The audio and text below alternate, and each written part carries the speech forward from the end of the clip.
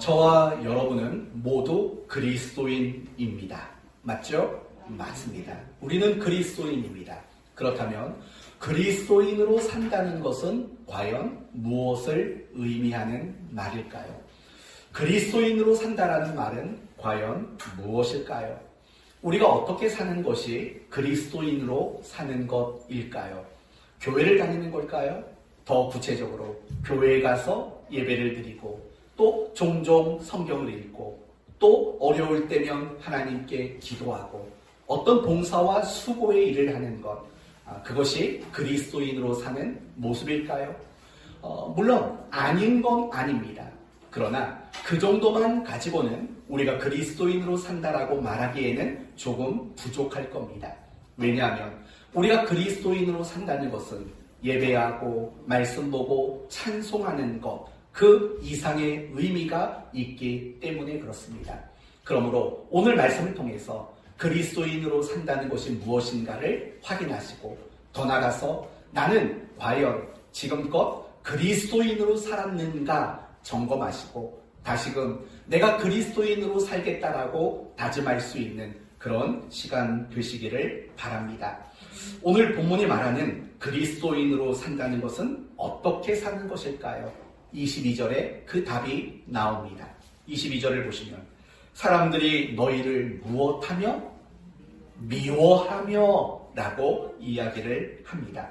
다시 말한다면 그리스도인으로 산다는 것은 사람들에게 미움을 받는 자로 사는 것이다. 이렇게 우리에게 가르쳐 주는 거죠.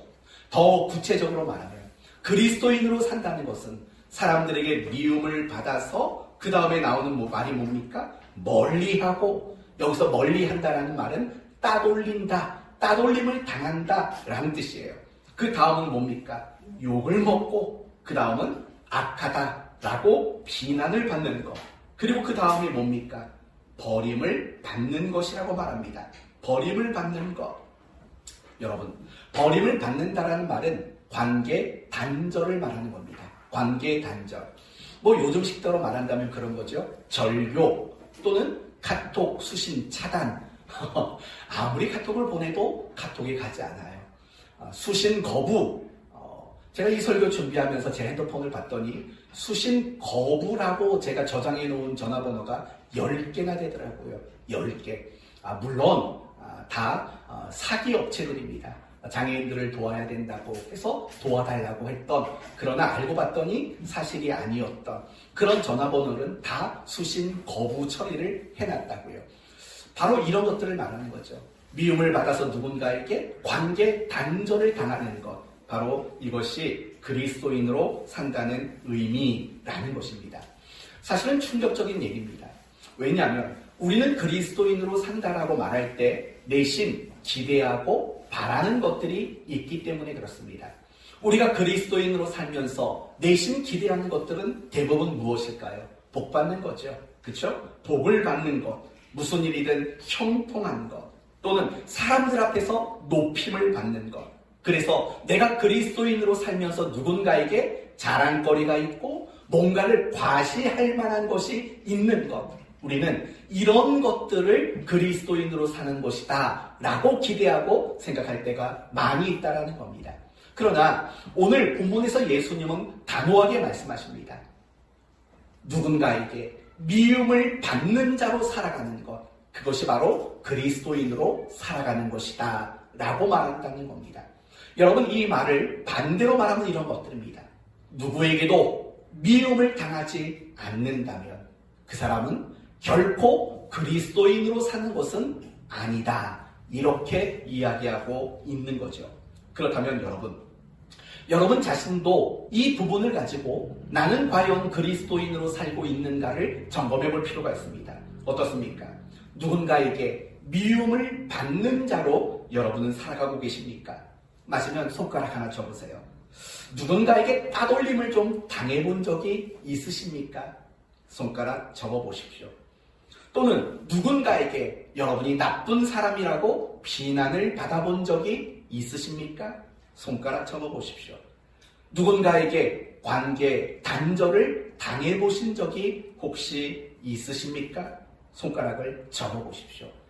만약에 여러분이 손가락을 단 하나도 접어보지 않았다면, 접을 수 없었다면 어쩌면 여러분은 그리스도인으로 산 것이 아닐 수도 있다라는 것입니다. 그러나 반대로 내가 누군가에게 미움을 당하고 누군가에게 따돌림을 당하고 누군가에게 나쁘다라고 비난을 받고 욕을 먹고 관계 단절을 당한 경험이 있다면 어쩌면 여러분은 그리스도인으로 산 것일 가능성이 굉장히 높은 겁니다. 여러분, 제가 여러분에게 가능성이라는 말을 썼습니다. 그런 것을 당했다면 여러분은 그리스도인으로 산 게 맞습니다라고 말하지 않았어요. 그리스도인으로 살았을 가능성이 있다고 말씀을 드렸습니다. 그 이유가 뭔지 아십니까? 우리가 무조건 누군가에게 미움을 받고 욕을 먹고 비난을 당하고 또는 관계 단절을 당했다고 해서 무조건 그리스도인으로 산 것이라고 말할 수 없기 때문에 그렇습니다.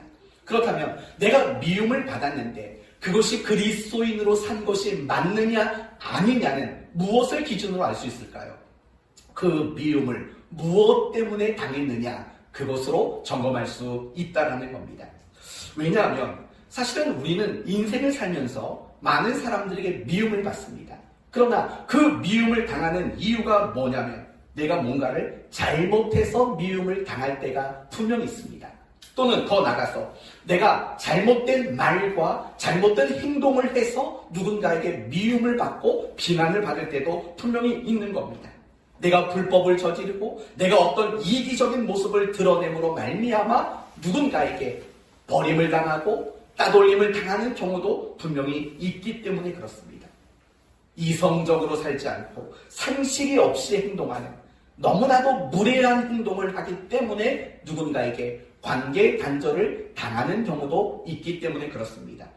내가 욕심쟁이, 아나무인, 독불장군, 적반하장 이런 식으로 살면서도 우리가 미움을 당하는 경우들이 있기 때문에 그렇습니다.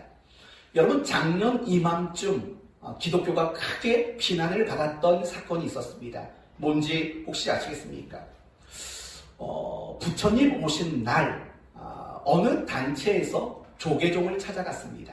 그리고 그 조계종에 출입하는 불교 신자들에게 전도지를 나눠줬습니다. 심지어 그 조계종 앞에서 찬송을 부르면서 예수 천당 불신 치욕을 외쳤습니다. 심지어 스님의 머리에 손을 얹고 기도하는 그런 장면들이 방송에 보도돼서 우리 기독교가 얼마나 많은 비난을 받았는지 모릅니다. 물론 여러분, 우리가 복음을 전해야 된다라는 그런 열정을 가지고 했다라는 점에서는 나름대로 조금은 봐줄 만한 것이 있습니다. 그러나 그것은 무례한 일입니다. 그건 상식 밖의 행동이었던 겁니다. 그런 것 때문에 기독교는 많은 비난과 욕을 먹고 세상으로부터 따돌림을 당하는 그런 일들이 일어났던 겁니다. 그런 것들이 얼마나 많은지 몰라요. 그 조계종만의 문제가 아니라 봉은사의 이야기도 마찬가지예요. 봉은사 법당에 들어가서 기독교인들이 찬송을 부르고 그들을 비난하고 정죄했던 일들도 몇 해 전에 있었던 일들 아닙니까?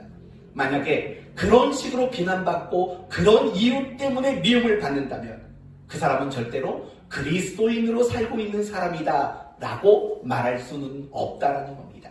그렇다면 도대체 우리는 어떤 이유로 미움을 받고 어떤 이유로 비난을 받아야 그리스도인으로 산다라는 말에 적합할 수 있을까요? 오늘 본문 22절에 이렇게 시작을 합니다. 누구로 말미암아? 인자로 말미암아 라고 말하고 있는 거죠. 인자로 말미암아 미움을 받는 자, 인자로 말미암아 버림을 받는 자, 인자로 말미암아 욕을 먹는 자, 인자로 말미암아 비난을 당하는 자, 바로 그런 사람이 그리스도인으로 살고 있는 사람이다, 이렇게 가르쳐주고 있는 겁니다. 그렇다면 인자로 말미암아 라는 말의 뜻은 뭘까요? 넓게 말하면 이런 뜻이죠.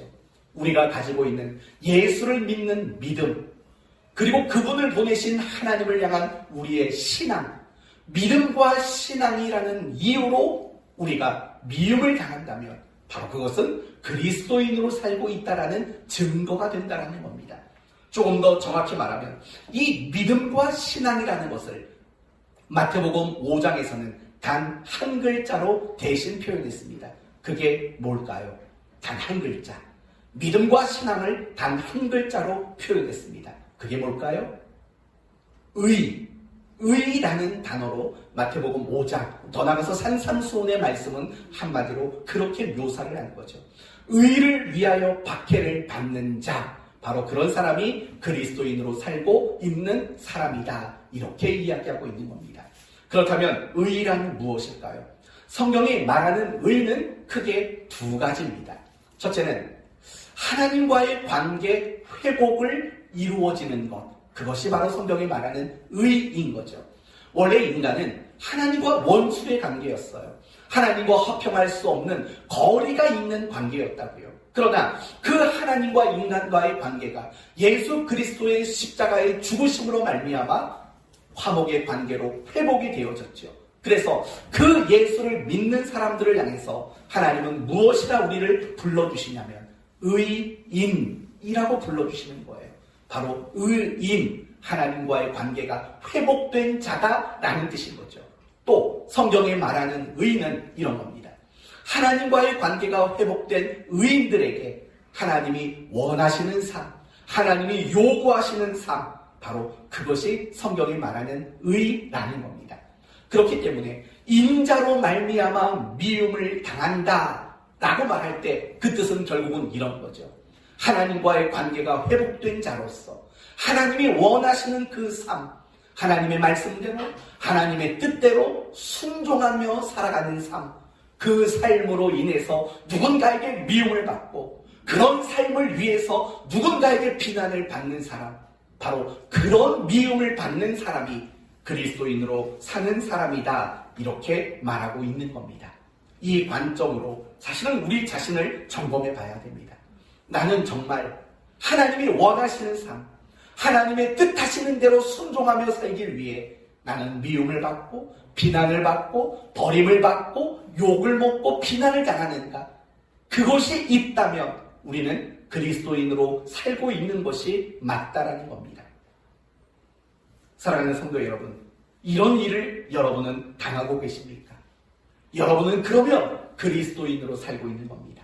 그러나 반대로 여러분이 그런 일을 당하고 있지 않다면 미안하지만 그리스도인이라는 이름과 호칭과 명분은 가지고 있을지 모르지만 여러분은 결코 그리스도인으로 지금 살고 있는 것은 아닙니다. 도리어 26절 말씀을 보시면 모든 사람이 너희를 칭찬하면 화가 있도다. 그들의 조상들이 누구에게라고 말합니까? 거짓 선지자들에게 이와 같이 하였다. 이 말은 어쩌면 우리에게 이렇게 들리는 말인 거죠.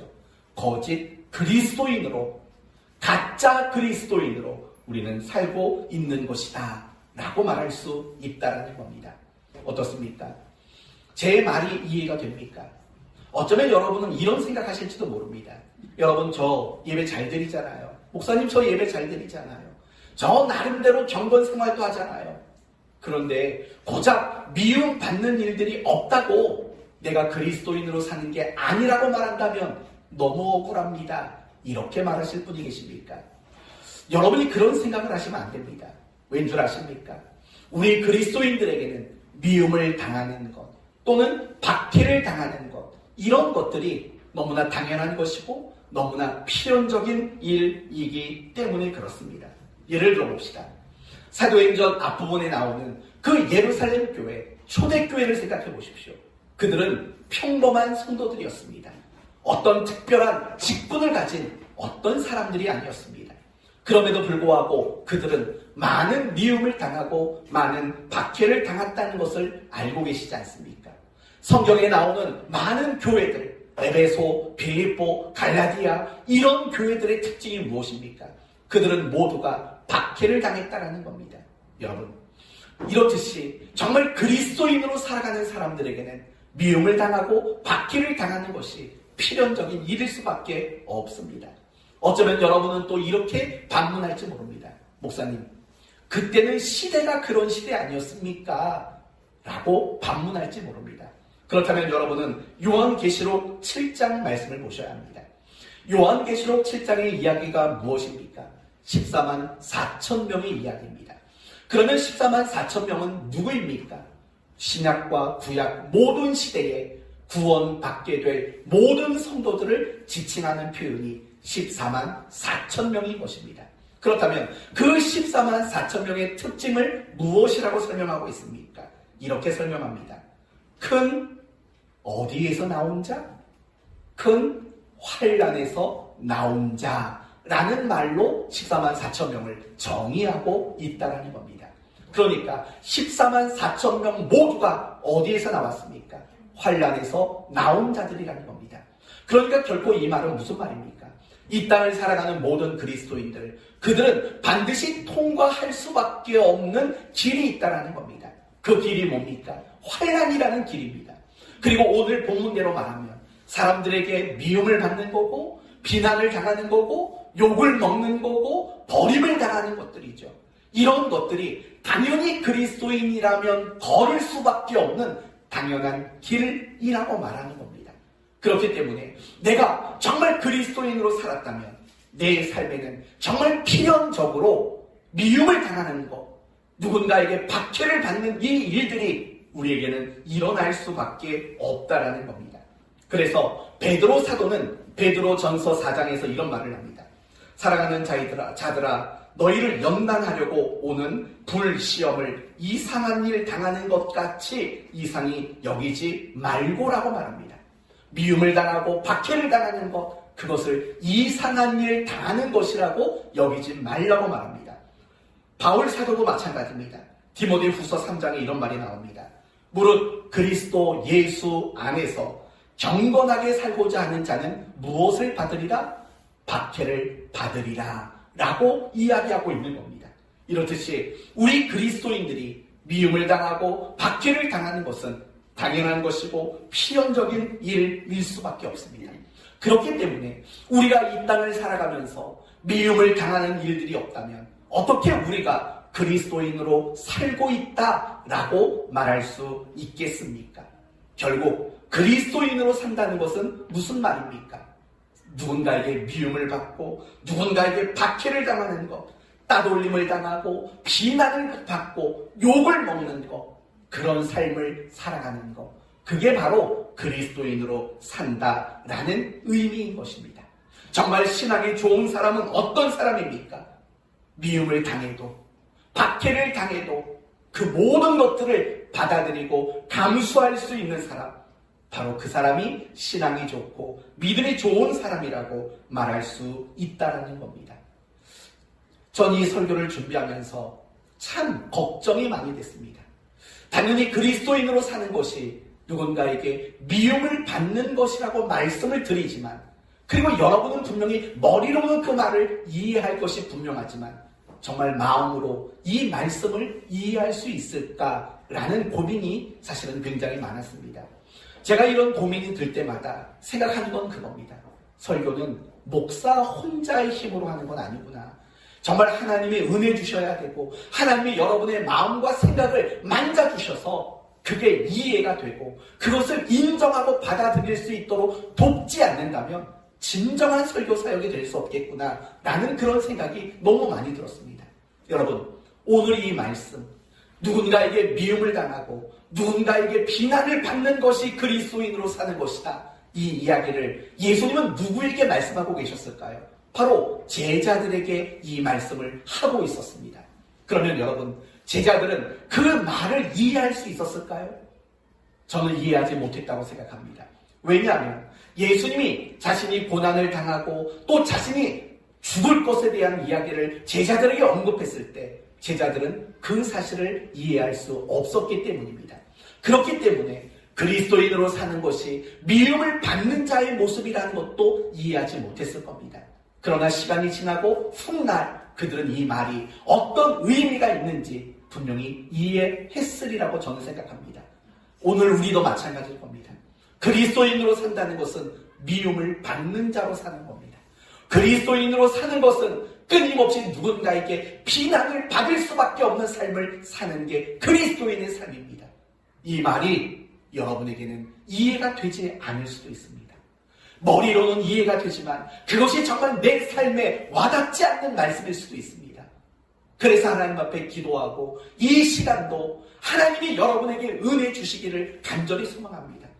그리스도인으로 산다는 것은 내가 미움을 받는 자로 살아간다라는 이 말씀이 여러분이 동의가 되고 그 말씀이 여러분에게 이해가 되는 은혜가 임할 수 있기를 바랍니다. 정말 그랬으면 좋겠어요. 그리스도인으로 살아가는 것, 그건 미움을 당하는 거예요. 박해를 당하는 거예요. 억울한 일을 당하는 거예요. 괴롭힘을 당하는 거예요. 속상한 일을 겪는 거예요. 그게 그리스도인으로 사는 것의 진정한 의미라는 것이죠.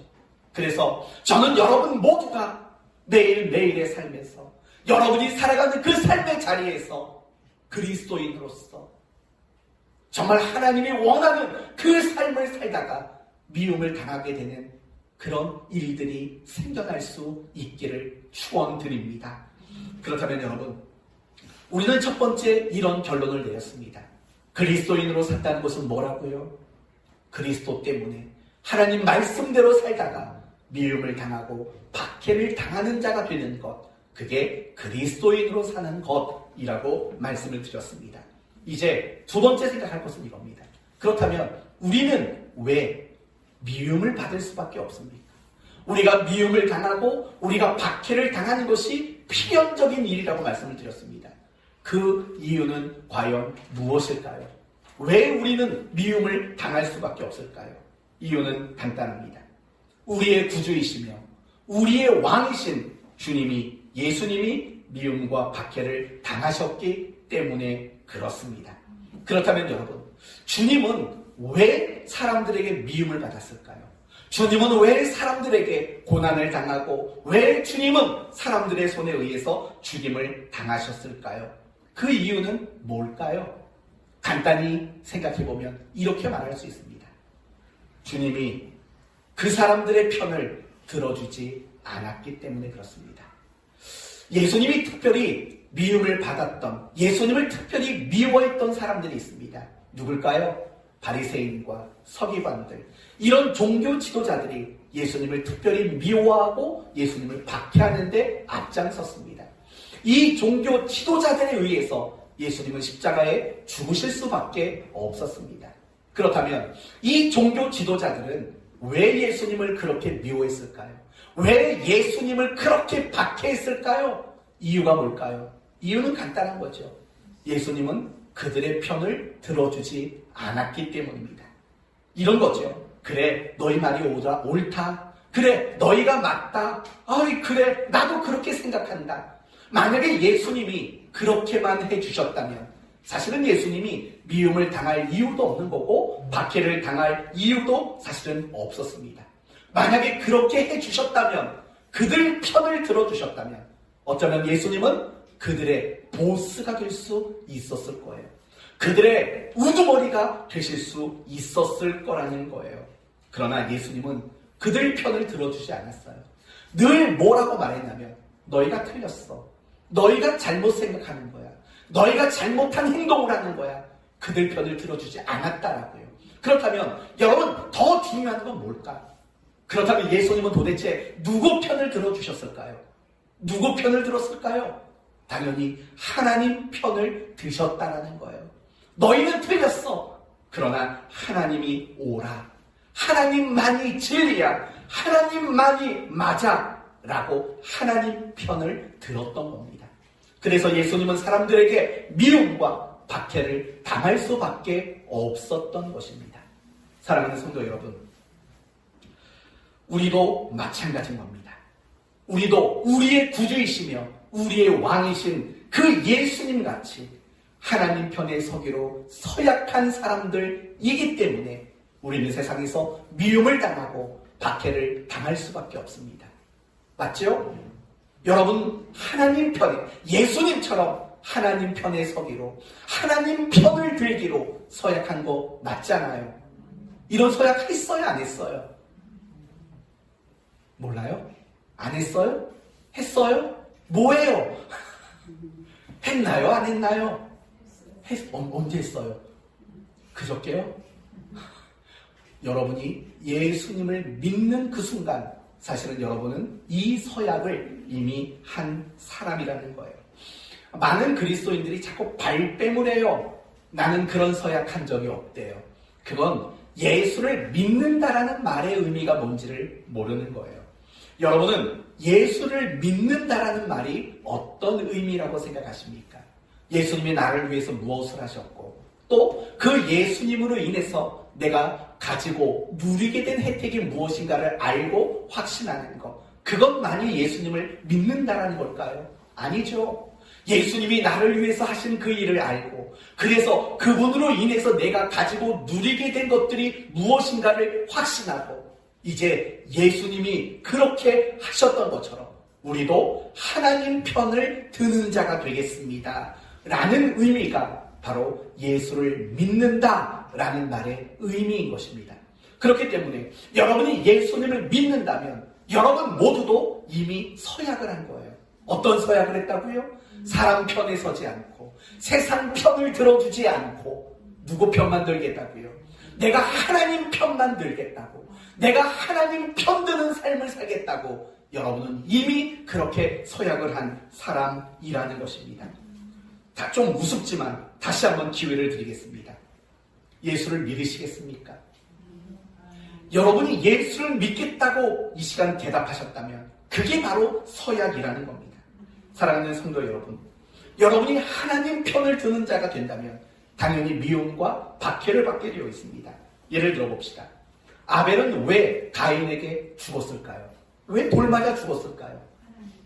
아벨이 가인 편에 서지 않고 하나님 편에 서서 의로운 삶을 따라 살았기 때문에 그렇습니다. 모세는 왜 바로왕과 하나님 이스라엘 백성들에게 미움을 받았을까요? 하나님 편에 섰기 때문입니다. 하나님이 바로왕에게 가서 이 말을 전해라 라고 해서 그 말을 전한 겁니다. 내 백성을 풀어주시오 라고 전한 겁니다. 여러분, 그건 무슨 의미가 있습니까? 모세는 바로왕 편에 선 게 아닙니다. 하나님 편에 선 겁니다. 그것 때문에 모세는 바로왕에게 그리고 이스라엘 백성들에게 미움과 박해를 당할 수밖에 없었습니다. 이사야 선지자를 생각해보세요. 예레미야 선지자를 생각해보세요. 왜 백성들에게 미움을 받았습니까? 백성 편을 들어주지 않았기 때문입니다.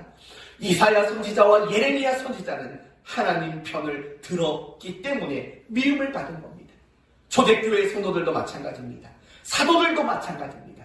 그들이 미움을 당하고 그들이 박해를 당했던 이유는 모두가 그들 편을 들어준 게 아니라 그들은 하나님 편에 서서 하나님만이 옳다고 하나님을 편드는 그런 일을 그들이 했기 때문이라는 겁니다. 우리도 마찬가지입니다. 만약에 우리가 하나님 편을 든다면, 하나님 편에 서서 하나님의 편을 들어준다면 우리는 세상에서 미움을 당할 수밖에 없다는 거죠. 그러나 내가 그리스도인으로 산다고 말하지만 내 삶 속에서 그 어떤 미움과 박해를 당하는 일들, 손해보는 것과 내가 희생하는 일들이 일어나지 않는다면 그것은 결코 내가 하나님의 편을 들지 않기 때문이라고 밖에는 설명할 다른 방법이 없다라는 거예요. 사랑하는 성도 여러분, 우리가 하나님 편에 서면 하나님 편이 아닌 자들에게 공격을 당할 수밖에 없는 거잖아요. 그렇죠? 여러분 생각해봐요. 러시아가 우크라이나를 침공했다고요. 만약에 내가 그럼 러시아 편에 선다면 그들은 러시아에게 미움을 당할 이유가 없어요. 그러나 그 편에 서지 않기 때문에 미움을 받는 거죠. 마찬가지인 거죠. 우리가 누군가에게 편들어주지 않으면 우리는 그 사람에게 미움을 받을 수밖에 없는 것 아닙니까? 그렇다면 하나님 편에 선다라는 것은 무슨 의미입니까? 세상의 흐름대로, 세상의 경향대로 사는 것을 거부하는 겁니다. 여러분이 세상이 살아가는 방법 알죠? 세상이 가치 있게 여기는 것들 아시죠? 세상이 어떻게 흘러가는지 아시죠?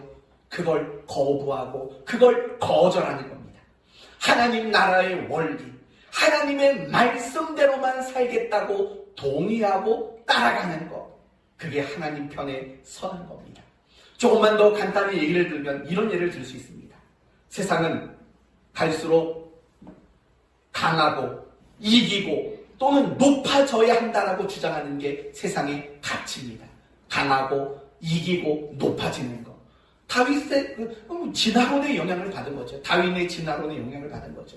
그러나 우리 그리스도인들은 그렇지 않습니다. 낮아지고 섬기고 대접하는 자가 되는 겁니다. 바로 그것을 따라가는 것. 그게 바로 하나님 편에 서는 겁니다. 성도 여러분, 오늘날 그리스도인들의 가장 큰 문제점이 뭔지 아십니까? 신앙생활을 열심히 안 하는 게 문제가 아닙니다. 오늘날 그리스도인들에게 있어서 가장 큰 문제점은 세상과 충돌하는 삶을 살지 않는다라는 데 그 모습이 있다는 겁니다. 오늘날 그리스도인들을 보십시오. 신앙생활을 얼마나 열심히 하는지 모릅니다. 그런데 가만히 보면 우리 많은 그리스도인들이 신앙생활을 열심히 하는 그 내용과 대상이 뭔가를 보세요. 하나같이 세상과 충돌하지 않는 것들이라는 걸 우리는 안다고요. 설명해 볼까요? 이런 거예요. 우리가 정말 신앙생활을 열심히 할 때 가장 우선적으로 하는 게 뭡니까? 주일날 예배를 드리는 거라고요. 또는 성경을 읽는 거예요. 또는 기도하는 거예요. 또는 교회에서 여러 가지 직분과 역할을 맡아서 그 일에 봉사와 수고하는 일을 한다고요. 그런데 이런 것들을 열심히 하고 있는데 지금 제가 여러분에게 언급한 이것들의 공통점이 뭔지 아세요? 세상과 충돌하지가 않는다는 거예요. 세상과 충돌하는 일들이 일어나지 않는 거예요. 가만히 생각해봐요. 내가 교회에서 봉사의 일을 하는 것과 세상에서 충돌하는 일들이 일어날 수 있겠습니까? 안 일어나요. 충돌하지 않아요. 내가 기도 열심히 교회 가서 해요. 내가 예배 열심히 드려요. 그래서 세상과 충돌되는 일들이 일어날까요? 일어나지 않아요. 이게 우리의 큰 잘못이라고요. 우리가 정말 신앙생활을 열심히 하고 우리가 정말 신앙생활을 잘한다는 말은 결국 무슨 일이 일어나야 되느냐? 세상과 내가 충돌하는 일들이 일어나야지만 그게 신앙생활을 사실은 잘하는 거고 열심히 한다고 말할 수 있는 거예요. 세상 사람들이 거짓말을 할 때 나는 진리만을 말해요. 세상 사람들이 편법을 쓸 때 나는 바른 행동을 해요. 그러면 어떤 일이 일어날까요? 세상 사람들과 나는 충돌할 수밖에 없어요. 야, 그냥 대충 하고 넘어가자. 우리는 대충 할 수 없거든요. 야, 그냥 조금 대충 속여서 넘어가자. 눈 가리고 아웅하자. 우리는 그럴 수 없거든요. 이 일을 하는 게 사실은 신앙생활이라는 거예요. 그런데 오늘날은 너무나도 많이 바뀌어져 버린 게 뭐냐면 세상과 충돌되는 일들은 기피하는 현상들이 많이 일어난다는 거예요. 그리고 우리 스스로가 짜고 치는 고스톱을 친다고요. 무슨 말인지 아세요? 이런 거예요. 세상과 충돌하지 않는 것들로 열심을 내는 신앙을 보면서 저 사람 믿음 좋아 라고 말해주기로 우리는 짰다고요. 정말 신앙이 좋고 정말 믿음이 좋다는 것, 끊임없이 내가 세상과 충돌하는 일들이 일어나야지만 되는 거예요. 사랑하는 성도 여러분, 우리를 향해 세상은 뭐라고 말하냐면, 하나님은 뭐라고 말하냐면 너희는 세상의 빛이라고 말한다고요. 빛이 되려면 무엇과 충돌이 돼야 될까요? 어두움과 충돌이 돼야 된다고요. 근데 우리는 어두움과 충돌하는 일을 하지 않아요. 이 밝은 빛 안에서, 교회라는 이 밝은 빛 안에서만 머물러 있는다고요. 우리는 어두움과 충돌해야 돼요. 너희는 세상의 소금이니라고 말한다고요. 썩어지는 것들과 우리는 충돌해야 된다고요. 그게 하나님 편에 서는 거예요. 세상과 충돌하지 않는 것, 여러분, 그것은 하나님 편에 서는 게 아니에요. 그건 세상 편에 서는 것도 아니고 회색지대죠. 중립지대죠. 그 안에서 교묘하게 우리 자리를 만들어가고 있는 것이 오늘날 우리 그리스도인들의 모습이라는 겁니다. 사랑하는 성도 여러분, 우리가 하나님 편에 선다는 것은 결국은 세상과 끊임없이 충돌하는 것이라는 사실을 잊지 말아야 돼요. 우리는 그래서 진실해야 돼요. 그래서 우리는 항상 신실해야 돼요. 그래서 우리는 항상 어디 갔는지 더 나은 자가 되어야만 하는 거예요. 그게 하나님 편에 서는 거예요. 여러분, 지난 한 주간을 사시면서요, 세상과 세상의 가치와 세상의 흐름과 세상의 그 풍조와 세상의 그 물결과 세상의 그 경향과 세상의 가치들과 과연 나는 충돌을 일으킨 적이 있는가? 이걸 생각해 보셔야 돼요. 그 충돌을 일으켰다면 여러분은 하나님 편에 서 있는 거예요. 그러나 내가 그리스도인으로 살고 있지만 세상과 그 어떤 것도 충돌되는 일이 없다면 우리는 하나님 편에 아직 제대로 서 있지 않다라는 거예요. 거룩이 뭘까요? 영적 싸움이란 뭘까요? 모두가 하나님 편에 서는 싸움이에요. 진짜 거룩은요, 이게 아니라고요. 여러분, 많은 사람들은 그런 종교적인 색깔을 거룩이라고 말해요. 하지만 절대 그렇지 않아요. 진짜 거룩은 내가 하나님 편에 서는 거예요. 내가 하나님이 옳다고 하나님 편을 들어주는 거, 그게 거룩이에요. 우리가 매일같이 싸워야 되는 영적인 싸움은 결국 하나님 편에 서느냐, 아니면 세상의 물결대로 흘러가며 살 것이냐, 바로 이 싸움이 영적인 싸움이라는 겁니다. 정말 궁금해서 물어보는데요. 좋은 설교는 뭘까요? 좋은 설교. 제가 이 고민을 많이 할 수밖에 없잖아요. 저는 설교자잖아요. 일주일에 적어도 7편 이상의 설교를 하는 사람이잖아요. 그러니까 저는 늘 고민해요.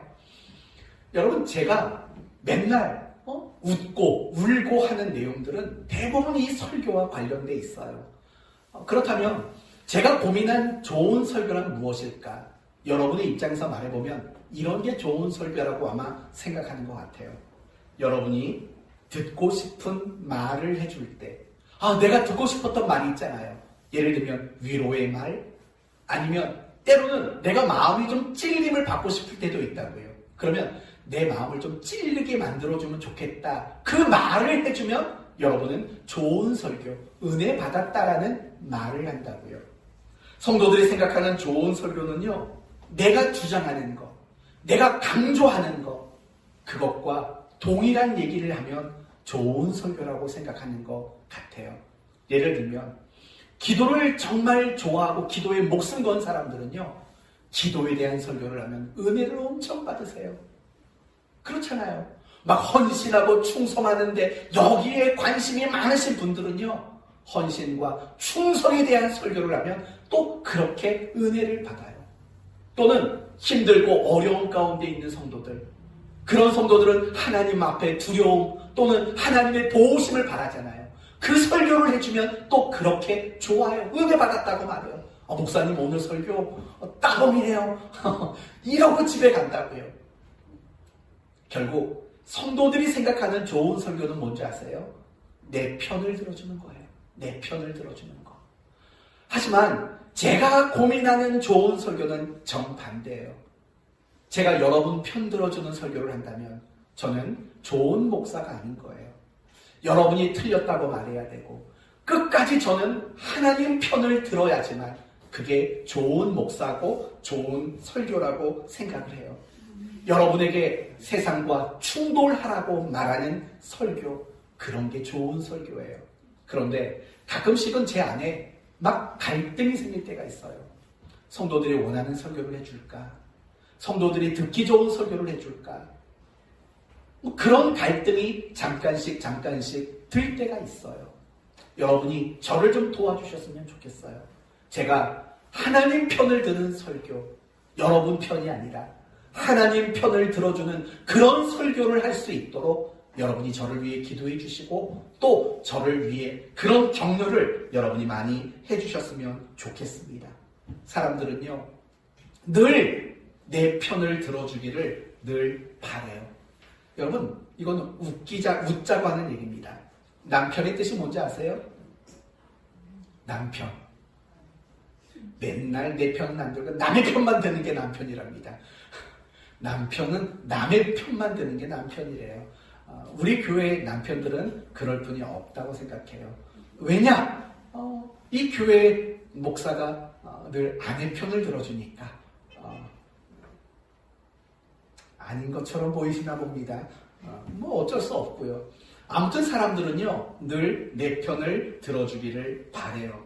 그래서 늘 뭘 하는 줄 아세요? 저 사람이 내 편인가 아닌가? 이걸 확인하려고 해요. 저 사람이 내 편인가 아닌가? 그리고 내 편을 들어주면 이 사람은 참 꽤 괜찮은 사람이에요. 근데 내 편을 안 들어주면 우리는 이 사람이 아주 나쁜 사람이라고 그렇게 생각을 해요. 그런데 우리 그리스도인들도 마찬가지인 것 같아요. 우리 그리스도인들도 자꾸 누군가가 내 편이 되어주기를 바랄 때가 많아요. 특히 이런 일들도 있어요. 하나님이 내 편이 되어주기를 바라는 그런 마음도 사실은 많이 갖고 있는 것 같아요. 하나님 내 편 되어주세요 라고 생각을 한다고요. 그걸 언제 아냐면 성도들끼리 싸웠을 때 이런 모습들이 제일 많이 나타나요. 성도들이 A와 B가 싸웠어요. 그럼 제가 A와 B를 만나서 이야기를 해요. 그러면 모두 하는 말이 뭔지 아세요? 이런 말을 해요. A도 B도 이런 말을 해요. 하나님은 내 마음 아세요. 하나님은 내 마음 아신대요. A도 그렇고 B도 그래요. 그냥 한 사람만 그 말을 하면 되는데 양쪽 다 그 말을 해요. 무슨 뜻인지 아시겠죠? 하나님은 내 편이세요. 그러니까 목사님도 내 편 들어주세요 라는 말이에요. 그 말은. 근데 그건 신앙의 본질이 아니에요. 하나님이 내 편이냐 아니냐 이건 그렇게 중요한 게 아니에요. 여러분, 아브라함 링컨이 이런 말을 했어요. 내가 염려하는 것은 하나님이 내 편인가 아닌가가 아니다. 그러니까 무슨 말이냐면 이런 거예요. 아브라함 링컨 당시에 남과 북의 전쟁이 있었잖아요. 그 전쟁 상황에서 했던 말이에요. 하나님이 내 편이냐 아니냐. 왜냐하면 이 남이나 북이나 모두 하나님을 믿는 사람들이니까 하나님이 내 편이냐 아니냐 이건 중요하지 않다. 그러면서 뭐라고 말했는 줄 아세요? 이렇게 말했어요. 내가 하나님 편인가 아닌가가 중요하다 라고 이야기를 했다고요. 맞는 거예요. 정말 신앙이란 하나님 내 편 맞지요? 이걸 움켜잡는 게 신앙이 아니라 하나님, 제가 하나님 편입니다. 저는 하나님 편만 들 겁니다. 이게 신앙이라는 거예요. 사랑하는 성도 여러분, 그러므로 여러분에게 권면을 드려요. 여러분의 생각이 하나님 편에 드는 생각을 가졌으면 좋겠어요. 여러분의 이성이 하나님 편을 들었으면 좋겠어요.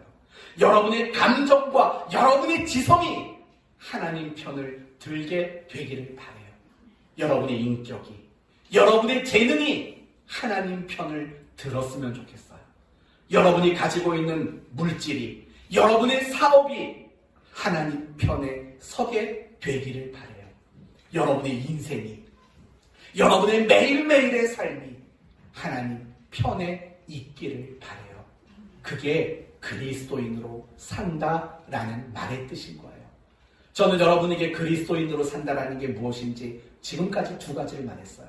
첫째는 뭐죠? 첫째는 미움과 박해를 받는 자로 살아가는 것. 그게 그리스도인으로 사는 거예요. 두 번째는 뭐죠? 하나님 편을 드는 삶. 하나님 편에 서는 삶. 이런 삶을 사는 게 그리스도인으로 사는 거예요. 그렇다면 우리가 미움을 받더라도 박해를 받더라도 하나님 편에 서기 위해 필요한 것은 뭘까요? 뭘 너무 많죠. 먼저는 말씀이 필요하겠죠. 하나님의 말씀, 성경. 왜냐하면 성경이야말로 하나님의 뜻이 무엇이고 하나님이 원하는 게 뭐고 하나님이 나에게 바라시는 게 뭔가를 명확하게 이야기하고 있는 거니까 우리가 하나님의 말씀인 성경을 붙잡으면 하나님 편에 설 수 있어요. 또 뭘 해야 될까요? 뭐가 필요할까요? 기도가 필요한 거죠. 왜냐하면 내가 하나님 편에 서는 일들은요, 사실은 쉬운 일이 아니기 때문에 그래요. 외부로부터 다양한 유혹도 우리에게 오지만 내 안에 욕심이라는 그 죄성이 발현되기 때문에 하나님의 편에 서는 게 여간 어려운 일이 아니에요. 그렇기 때문에 우리는요, 기도해야 돼요. 어떻게 해요? 하나님, 매 순간순간 내가 비록 세상과 충돌할지라도, 그래서 그 충돌로 인해서 미움을 받을지라도 내가 하나님 편에 서는 것을 망설이지 않게 해주옵소서. 이런 기도를 우리는 열심히 해야 합니다. 그리고 오늘 본문에서 찾을 수 있는 더 중요한 한 가지는 이런 거죠.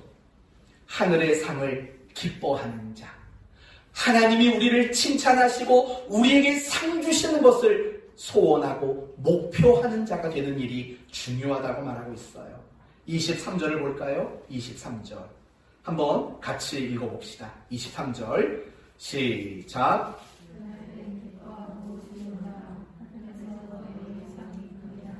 그들의 조상들이 선지자들에게 이와 같이 하였느니라. 뭐랍니까? 그날에 기뻐하고 뛰놀라. 왜요? 하늘에서 너희 상이 큽니다 라고 말씀하고 있어요. 무슨 상을 주겠다고는 언급하고 있지 않아요. 알 수도 없어요. 왜냐하면 성경이 그 상이 무엇인가를 우리에게 밝혀주지 않기 때문에 그래요. 그렇다면 왜 성경은 우리가 받을 상이 정확히 무엇이라고 설명하지 않을까요? 이유는 세상의 그 어떤 것으로도 묘사할 수 없기 때문에 그런 거예요. 예전에 제가 이런 설교 한번 했다가 공격을 받은 적이 있어요. 이런 거죠. 여러분, 천국에 간다고 천국이 순금으로 깔려있고 온갖 보석으로 건물들이 지어져 있는 그런 천국이라고 생각하지 마십시오. 제가 이런 설교 한번 했다가 반문을 받았어요. 목사님, 요한계시록을 보세요. 요한계시록을 보면 순금과 온갖 보석들로 만들어졌다고 기록하고 있는데 목사님은 왜 아니라고 말해요? 잘못된 거 아닙니까? 저한테 이렇게 무섭게 반문하신 분이 있어요. 그때 제가 이렇게 설명해 드렸어요. 아니에요, 집사님. 우리가 이 세상에서 가장 아름답고 귀한 것은 보석이잖아요. 그런데 천국은 그것보다 훨씬 더 아름답고 귀한데 그걸 표현할 수 있는 방법이 금은, 보석 이거밖에 우리가 없잖아요. 다이아몬드 이거밖에 없잖아요. 그래서 그걸로 묘사한 겁니다. 그랬더니 그분이 이렇게 말해요. 그래도요. 그래서 제가 뭐라고 말했냐면, 그래요. 그런 천국 가시면요. 근데 관절염 걸릴걸요. 그렇게 딱딱한 보석 위에서만 살면 관절염 걸리지 않겠어요. 그랬더니 그 다음에는 피식 웃고 끝나버렸습니다. 제가 이 말하는 이유는 그거예요. 왜 하늘의 상을 묘사하지 않을까? 도무지 세상에서 묘사할 수 있는 귀한 게 없잖아요. 왜냐하면 그만큼 하늘의 상은 너무 큰 거거든요. 너무 아름답고 너무 가치 있고 영광스러운 것들이거든요. 그래서 묘사할 수가 없는 거예요. 그러나 분명한 것은요, 하나님은 아신다라는 거예요. 우리가 하나님 편에 서면서 세상과 충돌하고, 그래서 그들에게 미움을 받고 손가락질을 당하고 박해를 당하는 거 하나님 아신다는 거예요. 그리고 하나님이 그걸 모두 다 보상해 주시고 갚아 주시겠다라고 말씀하고 있다라는 거예요. 성도 여러분, 저는 여러분이요, 하나님이 우리를 알아주시고 칭찬해 주시고 우리에게 상 주시는 것에 대해서 소원하는 마음이 있었으면 좋겠어요. 우리는 늘 무슨 소원이냐면 사람들이 알아주고 사람들이 인정해주고 사람들이 박수 쳐주는 거, 우리는 이런 것들을 기대하고 바랄 때가 사실은 너무 많은 것 같아요. 그런데 그러면 안 돼요. 우리가 사람의 평가와 사람의 칭찬에 너무 귀를 기울이다 보면은요, 우리는 위선자가 될 수밖에 없어요. 바리새인들, 서기관들, 그런 위선자가 될 수밖에 없는 거죠. 여러분, 종종 말씀을 드리잖아요. 큰 길거리에서 기도하는 사람들, 구제할 때 나팔을 부는 사람들, 금식할 때 흉한 모습을 띠는 사람들, 예수님은 그렇게 하지 말라고 말하잖아요. 그런데 왜 처음부터 사람들이 큰 길에서 기도했겠냐고요. 그건 나쁜 의도가 아니에요. 그건 순수한 의도예요. 내가 하나님께 정한 기도 시간이 됐는데 그 시간을 지키려고 길거리에서 기도를 했다고요. 근데 사람들이 그 모습을 보면서 야, 저 사람 대단하다. 막 좋은 말 칭찬해주고 막 박수 쳐주니까 이제 그 기도 시간 좀 되면 외출을 하네요. 그 사람 많은 곳에 나가서 외출을 한다고요. 위선자가 돼요. 왜 구제하는 사람들이 나팔을 불었을까요? 한 명이라도 더 많은 사람들에게 구제하려고 나팔을 불었겠죠. 근데 그 나팔 소리를 듣고 찾아온 사람들이 막 존경해줘요. 막 높여주고 대단하래요. 그러니까 그때부터는 더 큰 나팔을 사다가 더 큰 소리로 외치는 거죠. 왜요? 많은 사람들을 구제하려고가 아니죠. 여기 보시오. 나 지금 구제하고 있어. 박수 칠 준비하시오. 이런 거죠. 맞아요. 사람들의 평가, 사람들의 박수 소리, 여기에 연연하게 되고 그걸 목표하게 되면은요, 우리는 그 순간부터 위선자가 될 수밖에 없어요. 그러나 반대로 하나님이 날 칭찬해 주실 거야. 하나님이 내게 상 주실 거라는 그것을 소원하고 그것을 목표하게 된다면은요, 여러분은 신앙의 능력자가 될 수 있는 거예요. 바울의 그 한결같은 신앙의 이유가 뭔지 아세요? 하늘에서 부르는 부름의 상을 향하여 달려간다. 하나님의 상주심을 붙잡았기 때문이에요. 여러분, 모세가 왕자로서 살아가는 것을 거절할 수 있었던 이유가 뭔지 아세요? 히브리서에 보면 상주심을 바라봅니다 라고 모세의 이야기를 언급하고 있다고요. 요셉이 그 성적인 유혹을 거절할 수 있었던 이유가 뭔지 아세요? 이렇게 말해요. 내가 어떻게 하나님께 죄를 지으리요? 즉 하나님께 꾸중을 받을 수 없다라는 마음 때문에 그는 그 모든 유혹들을 이길 수 있었다라는 거예요. 이런 의미로 본다면 그리스도인으로 살아간다라는 것은 사람의 칭찬을 목표하지 않는 거예요. 그리스도인으로 살아간다는 것은 하나님의 칭찬과 하나님의 상주심만이 가장 큰 소원이고 목표인 사람이 바로 그리스도인으로 살아가는 사람이다. 이렇게 말할 수 있는 거예요. 사랑하는 성도 여러분, 사람들이 여러분을 아무리 칭찬해도 그 칭찬은 사라지고 말아요. 사람들이 여러분에게 아무리 박수를 쳐도 그 박수 소리는 언젠가 끊일 수밖에 없어요. 그러나 하나님의 칭찬과 하나님의 상주심은 변하지 않아요. 영원히 남아있는 것들이라고요. 그래서 여러분, 이런 마음들이 많이 생겼으면 좋겠어요. 하나님께 칭찬받고 싶다. 혹시 이런 마음 품고 살아가시나요? 하나님께 칭찬받고 싶다. 내가 정말 하나님께 상 받고 싶다. 이런 마음 가지고 우리가 살아가야 돼요. 그게 바로 그리스도인으로 산다라는 말의 의미인 거예요. 이제 오늘 말씀을 마치도록 하겠습니다. 그리스도인으로 산다라는 것은 미움 받는 자로 살아가는 거예요. 그리스도인으로 산다는 것은 하나님 편에 서는 자로 살아가는 거예요. 그리스도인으로 산다는 것은 하나님의 칭찬과 하나님의 상주심을 소원하고 목표하며 살아가는 사람인 거예요.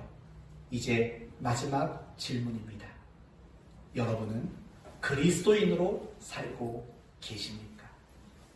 이 세 가지로 나는 그리스도인으로 살고 있는가를 다시 한번 점검해 보시고 이제 여러분의 남은 인생 속에서 그리스도인으로 살아가는 그런 모습들이 날마다 만들어지게 되기를 바랍니다.